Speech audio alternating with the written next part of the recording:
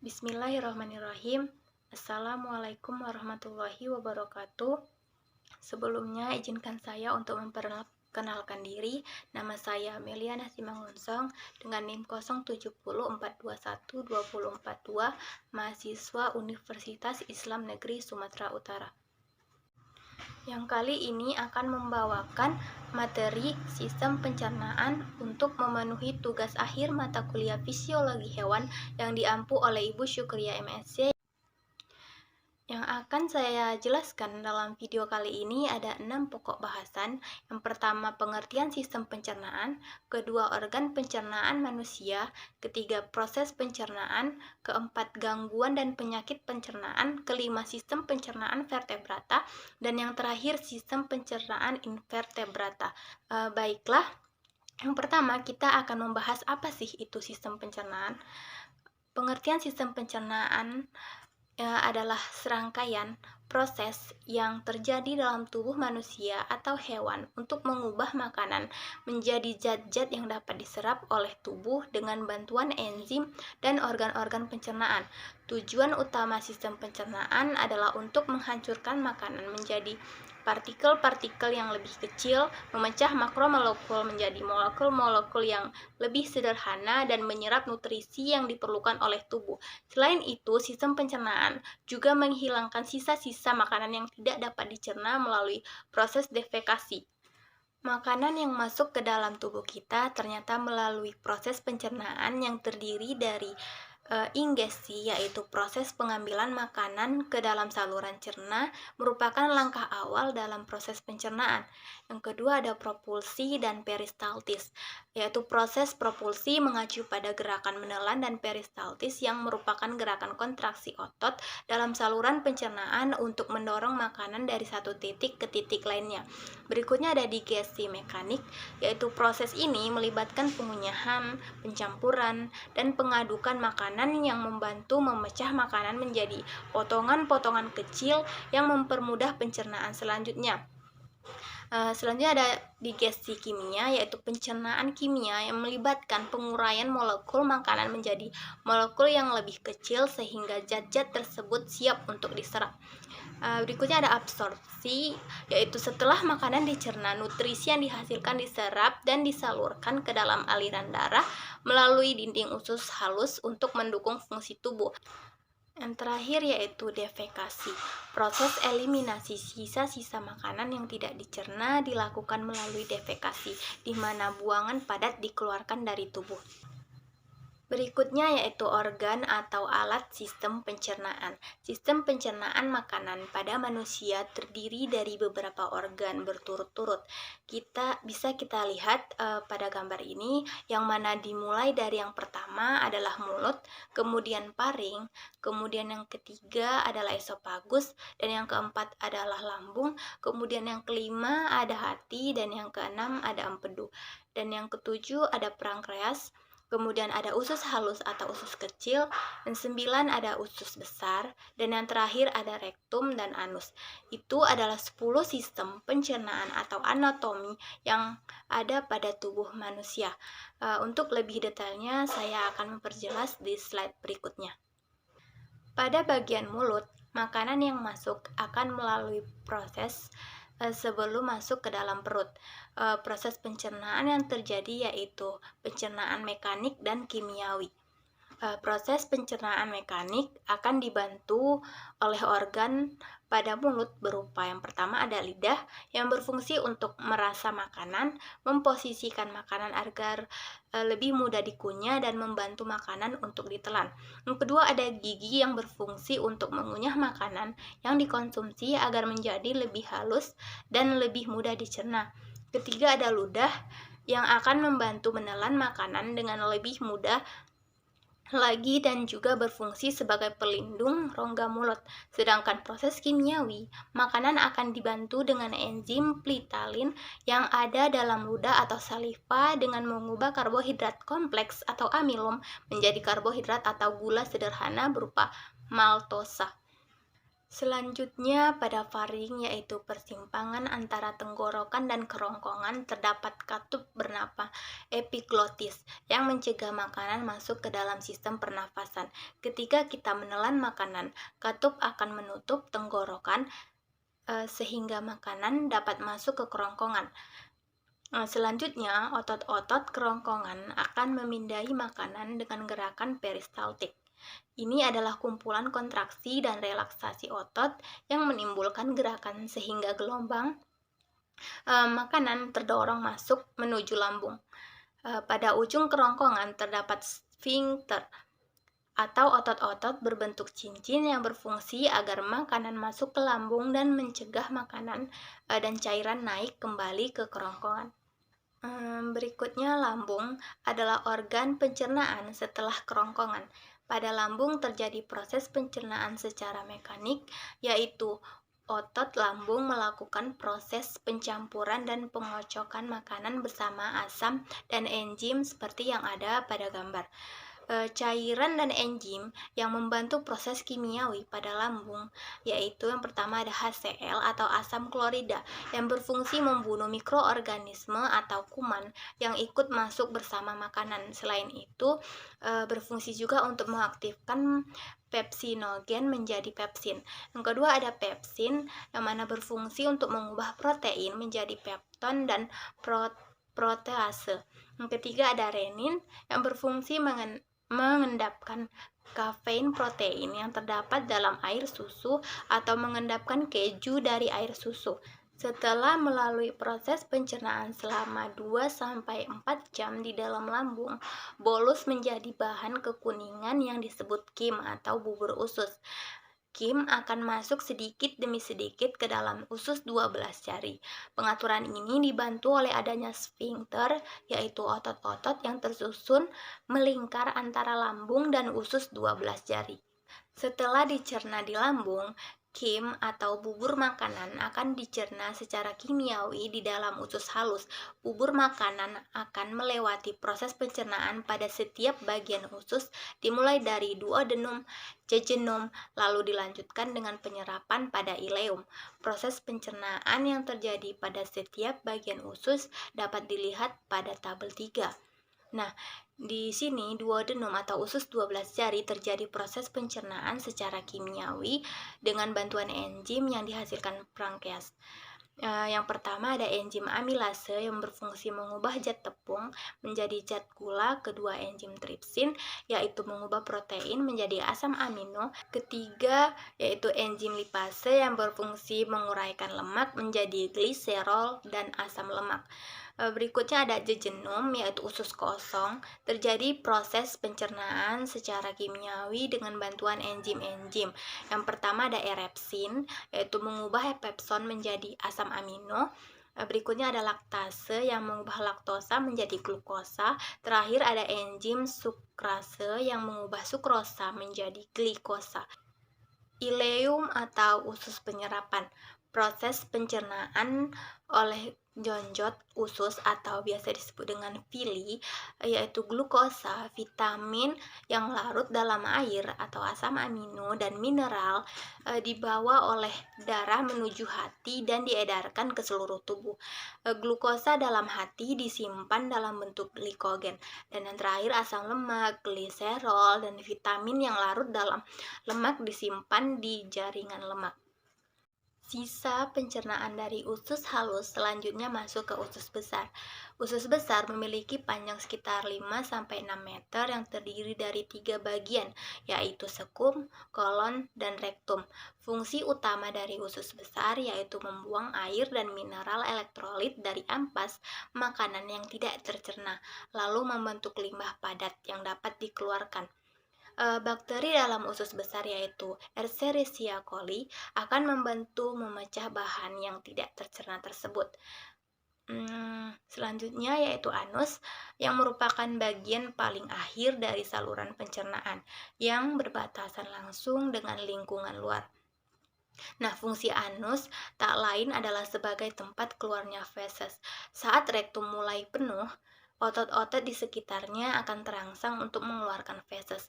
Inilah yang membuat Anda merasa mulas dan ingin buang air besar. Feses nantinya akan dikeluarkan melalui anus.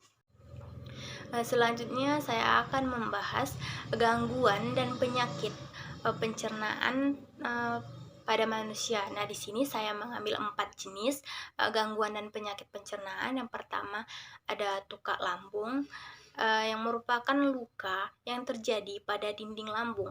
Jenis gangguan pencernaan ini disebabkan oleh infeksi bakteri Helicobacter pylori atau efek samping penggunaan obat pereda nyeri dalam jangka panjang.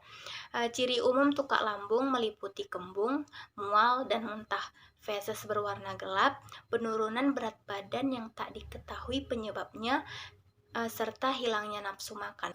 Gangguan atau penyakit yang kedua ada sembelit, yaitu kondisi saat seseorang sulit atau jarang buang air besar. Yang ketiga ada diare. Nah, seseorang dikatakan menderita diare apabila mengalami peningkatan frekuensi buang air besar lebih dari 3 kali dalam sehari, disertai tekstur feses yang lebih cair. Terakhir ada wasir, merupakan salah satu dari macam-macam gangguan pencernaan yang lebih sering dialami oleh orang di atas usia 50 tahun. Ini merupakan contoh gangguan pencernaan yang terasa menyakitkan dikarenakan pembuluh darah di saluran anus mengalami pembengkakan. Berikutnya yaitu sistem pencernaan pada hewan vertebrata yang terdiri dari 5 kelas, yaitu ada kelas amfibi, kelas reptil, kelas aves, kelas mamalia, dan kelas Pisces. Pertama kita bahas adalah sistem pencernaan pada kelas Pisces. Hewan yang termasuk dalam kelas Pisces memiliki sistem pencernaan yang terdiri dari mulut, kerongkongan, lambung, usus, dan anus. Nah, di dalam rongga mulut Pisces terdapat gigi yang berbentuk kerucut dan lidah yang menghasilkan lendir tetapi tidak mengandung enzim.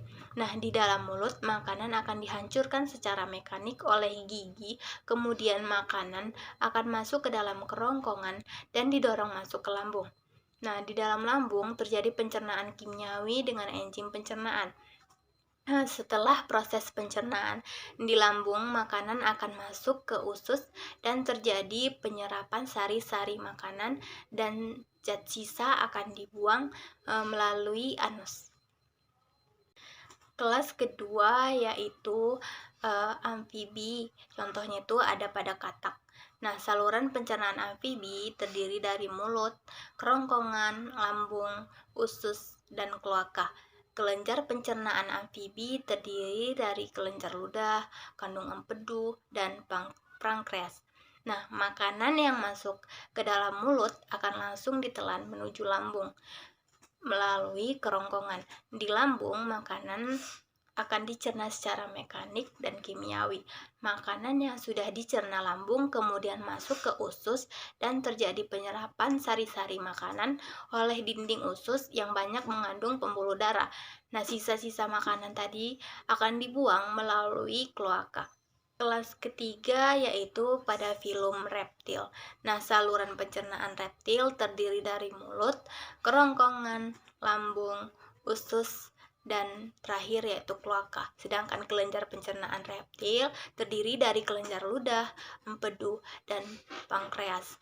Nah, di rongga mulut belum terjadi proses pencernaan karena biasanya reptil akan menangkap mangsanya dengan gigi, kemudian langsung menelannya dengan dibantu oleh lidah dan lendir yang dihasilkan oleh kelenjar ludah. Makanan dari mulut akan masuk ke kerongkongan dan didorong masuk ke lambung.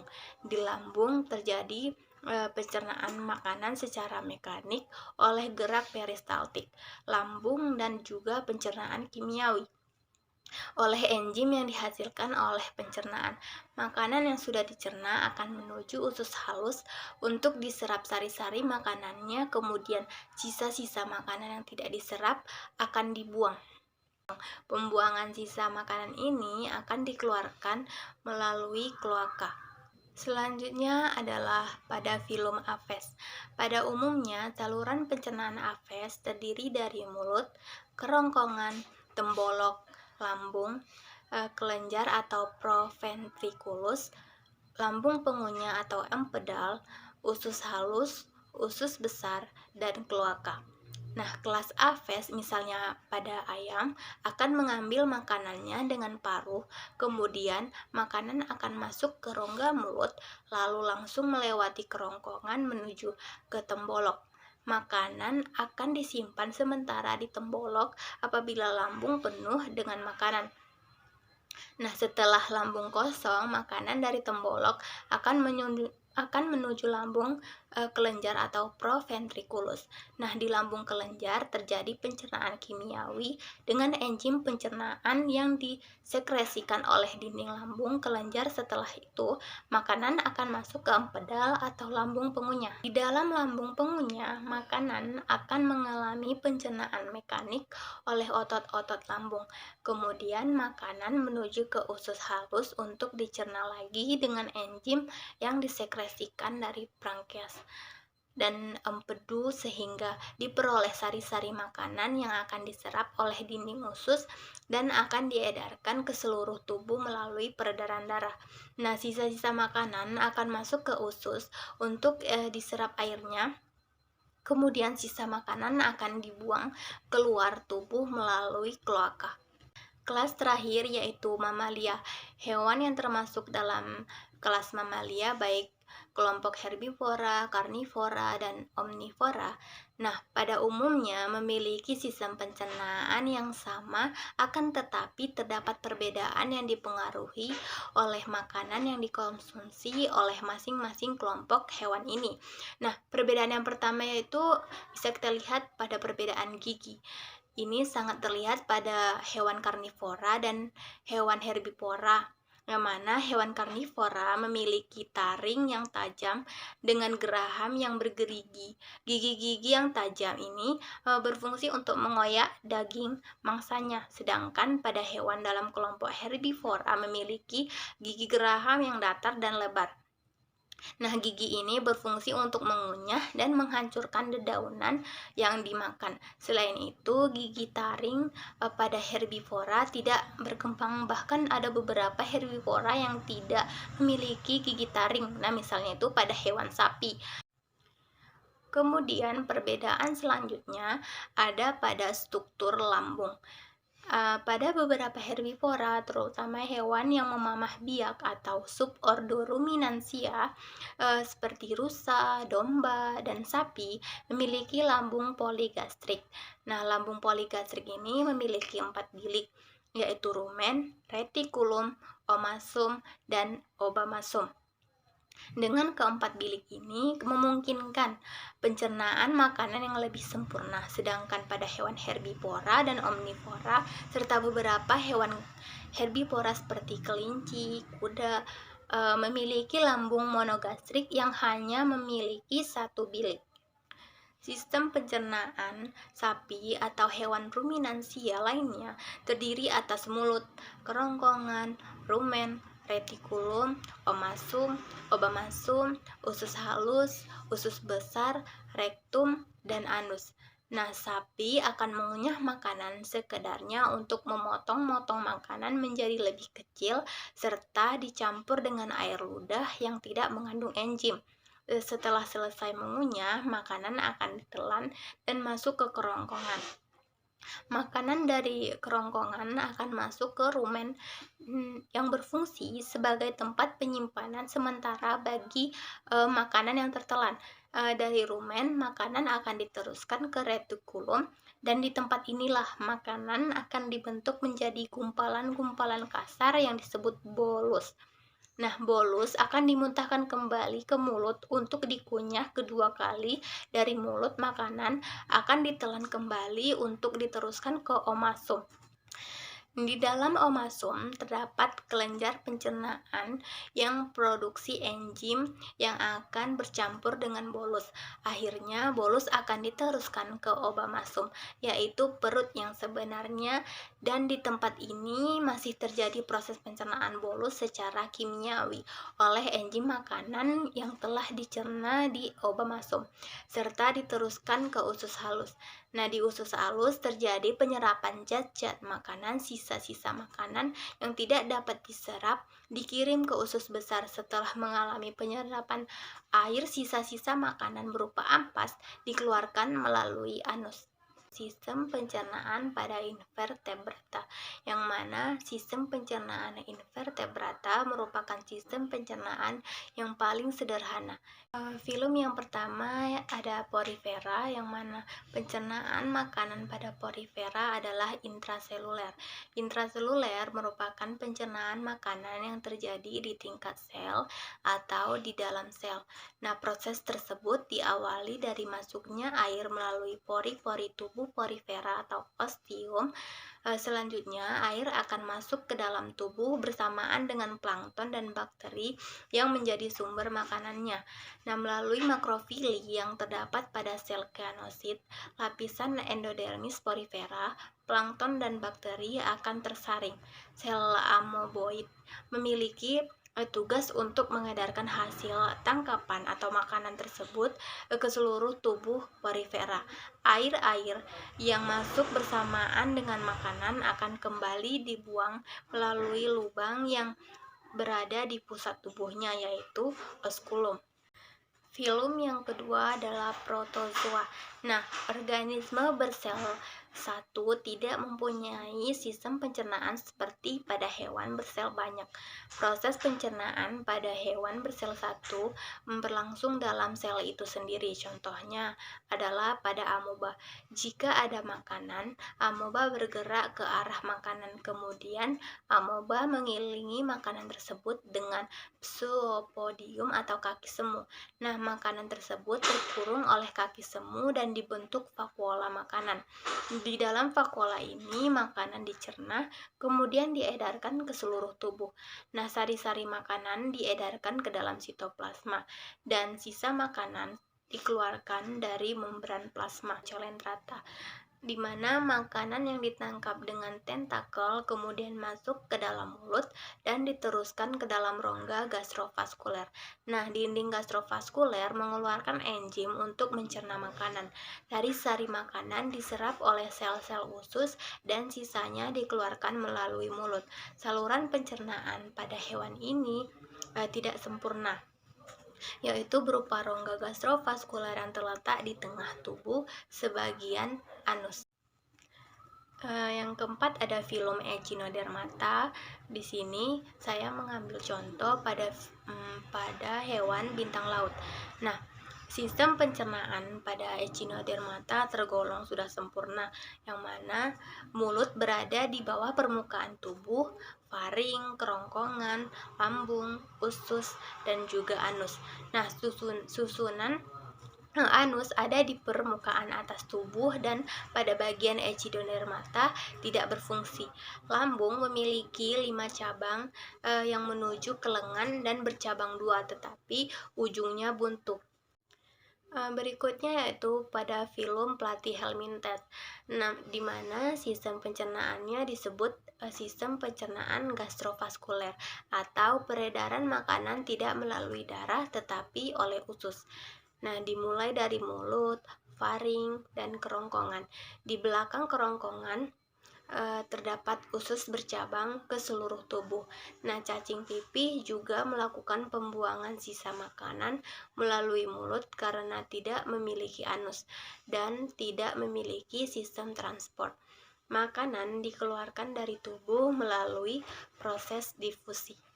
Selanjutnya yaitu pada filum Nemathelminthes, yang mana sistem pencernaannya sudah tergolong lengkap dan memiliki cairan pseudoxylem yang membantu sirkulasi makanan ke seluruh tubuh.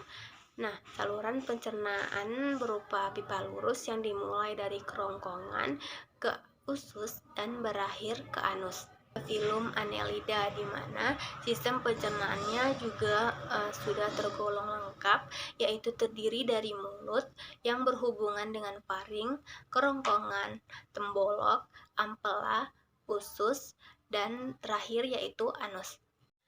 Berikutnya moluska, yang mana filum moluska ini sudah memiliki alat pencernaan yang sempurna, dimulai dari mulut, esofagus, lambung, kemudian ada usus sampai dengan anus. Anus yang terbuka di daerah rongga mantel.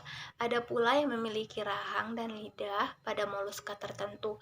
Lidah bergigi atau lidah parut yang melengkung ke belakang disebut radula. Nah, radula ini berfungsi untuk melumat makanan. Di samping itu juga terdapat kelenjar pencernaan yang sudah berkembang baik. Terakhir yaitu filum arthropoda, di mana sistem pencernaan makanan pada beberapa jenis serangga terdiri dari mulut, kerongkongan, lambung depan, lambung otot, lambung kelenjar, usus, dan anus. Nah, makanan dicerna secara mekanis di lambung otot dan secara kimiawi di lambung kelenjar. Sekian yang dapat saya sampaikan mengenai sistem pencernaan. Lebih dan kurang, saya mohon maaf. Wassalamualaikum warahmatullahi wabarakatuh.